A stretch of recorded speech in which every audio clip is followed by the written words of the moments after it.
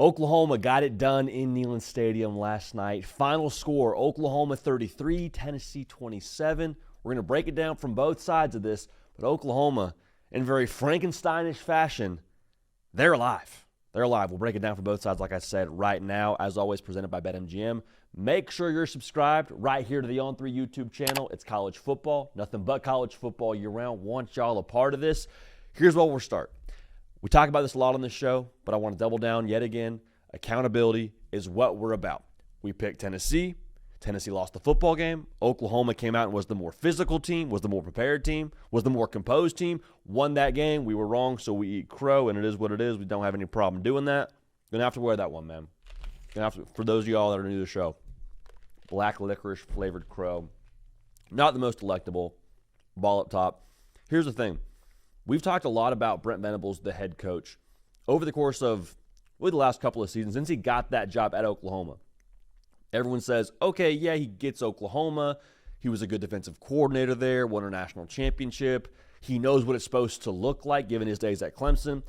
But some guys are just cut out to be head coaches of football programs. Some guys are cut out to be coordinators of football programs. Which one is Brent Venables? He's still new to this.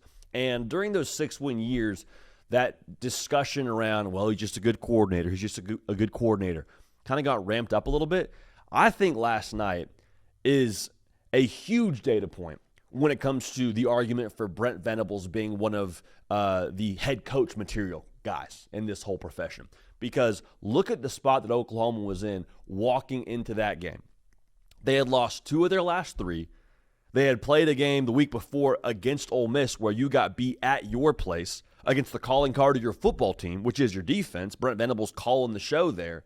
And to be able to walk into this spot where Tennessee's only got 2 losses, they got everything to play for, they're running hot, they got the black uniforms on, all that is good, and Oklahoma walks in and gets right in the spot, where quite frankly, they weren't really supposed to get right in that spot as a football team, for my money. Now, offensively, there was the argument of, well, the defense is very gettable for Tennessee, that secondary is very ripe for the picking for John Mateer. So maybe it's a get-right spot for the offense in that way. But for the football team, you should not have been able to go on the road at night in that spot and get right. And they did.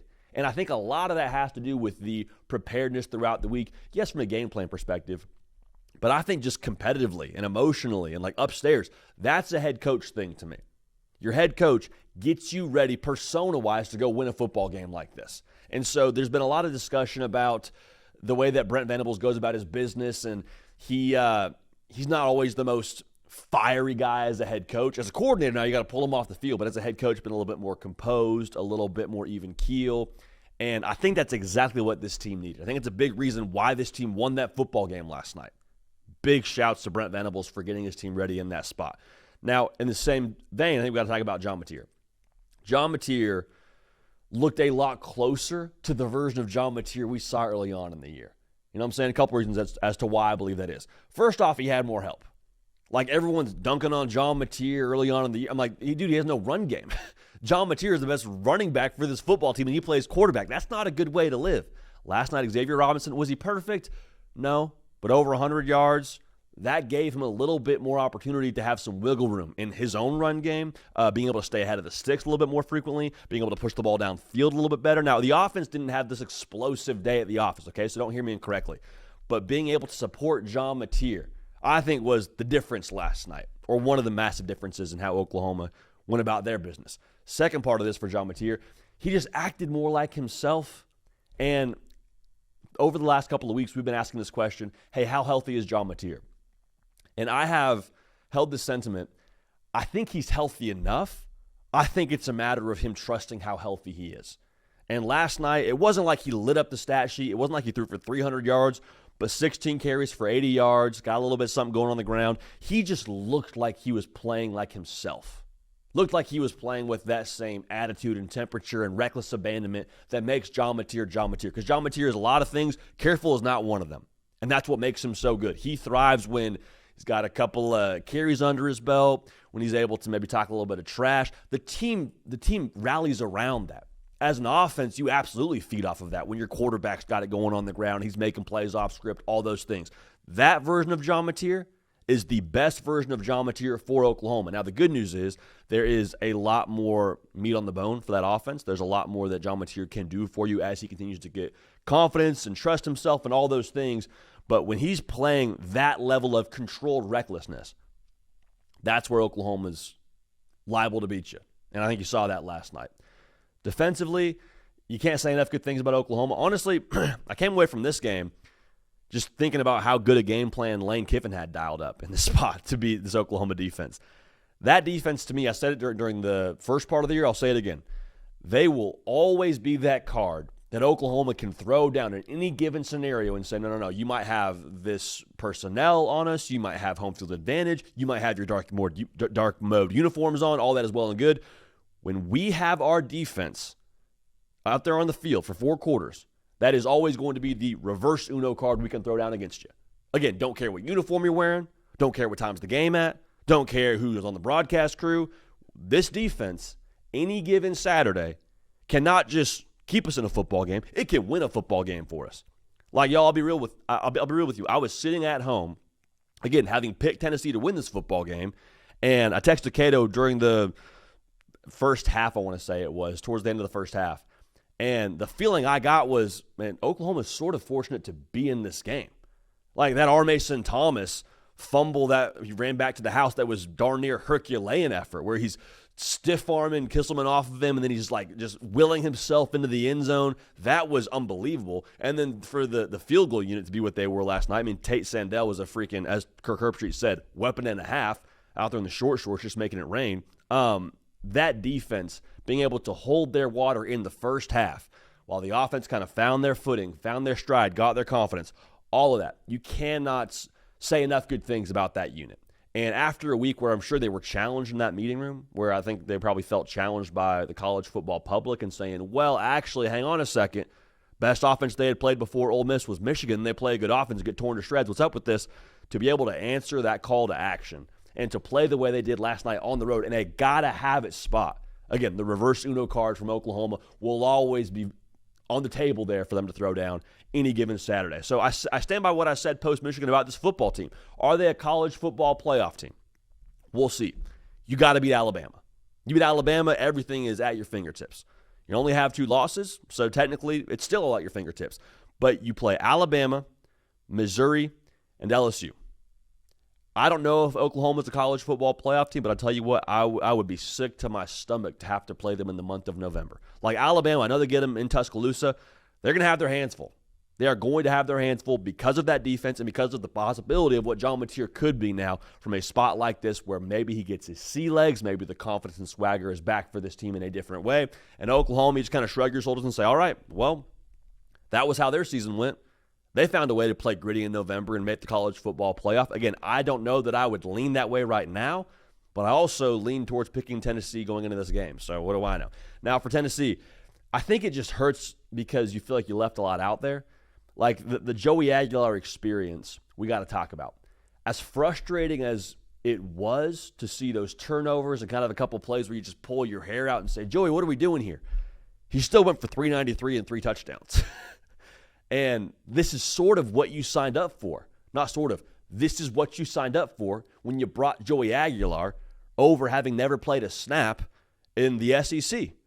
And he walked into that spot last night and walked into this spot this season, quite frankly, starting quarterback for Tennessee. And the thought was always, hey, we know he's got some gunslinger to him. Can we coach some of those turnovers out of him? Can we minimize those as best as humanly possible? And for the most part, now Tennessee has done that. However, last night it showed up, and it was a big reason why you lost that football game. Not the only reason, mind you. Couldn't run the ball to save your life. Averaged 1.8 yards a carry for Tennessee, and that's not nearly what they expect on the offensive side of the ball, which, again, is another hat tip to Tennessee and what they are defensively.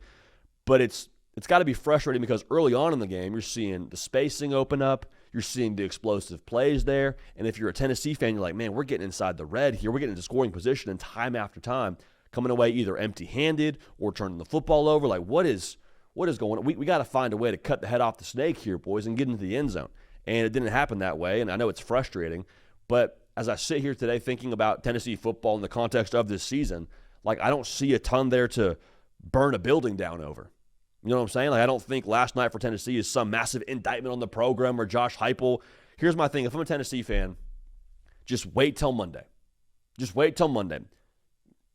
Leave the group chats until Monday morning. I'm not going to tell you to stay off VolQuest because that would be irresponsible of me. So don't stay off VolQuest, but maybe just give yourself a word count when you're typing on the message board over there. Just give yourself a little bit of a governor, because I understand how frustrating this is, but think about what this team was before we started the season. And again, I know this is probably super annoying to hear if you're a Tennessee fan, because I keep making this point anytime Tennessee loses a football game, but I think it's a valid one. Before the year, the expectation was, man, if we could win 8 games, that'd be awesome. Hey, good for Heupel for standing his ground on the Nico situation.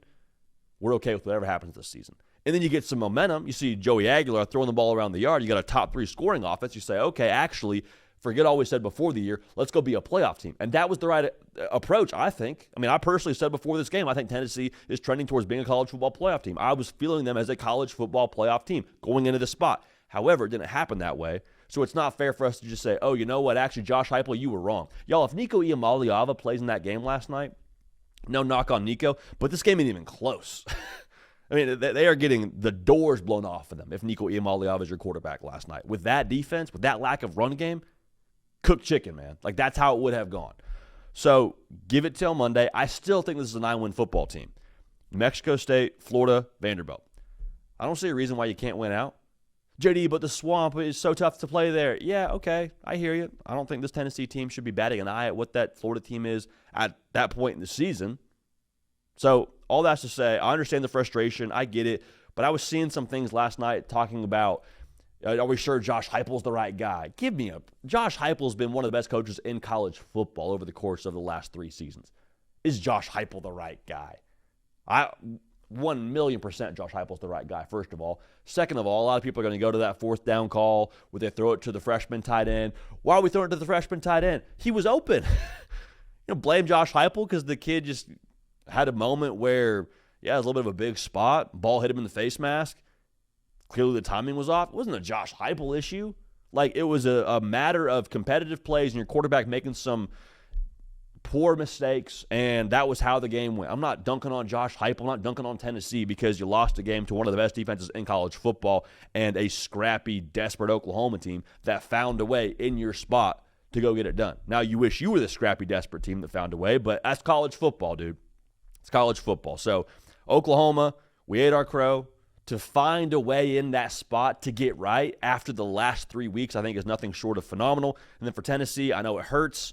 I know it feels like if you're a Tennessee fan, there was a lot of plays out there. You're not wrong. Just give it till Monday. Give it till Monday. Deep breath. There's still a lot in front of this football team, and 9 wins when your starting quarterback left town after spring practice. Josh Heupel's not the problem, right? Let's make that very, very clear. Let me know your thoughts in the comments section. Caden Smith on the 1s and the 2s. We appreciate y'all. We love y'all. We will keep this party rolling, and we will see y'all next time.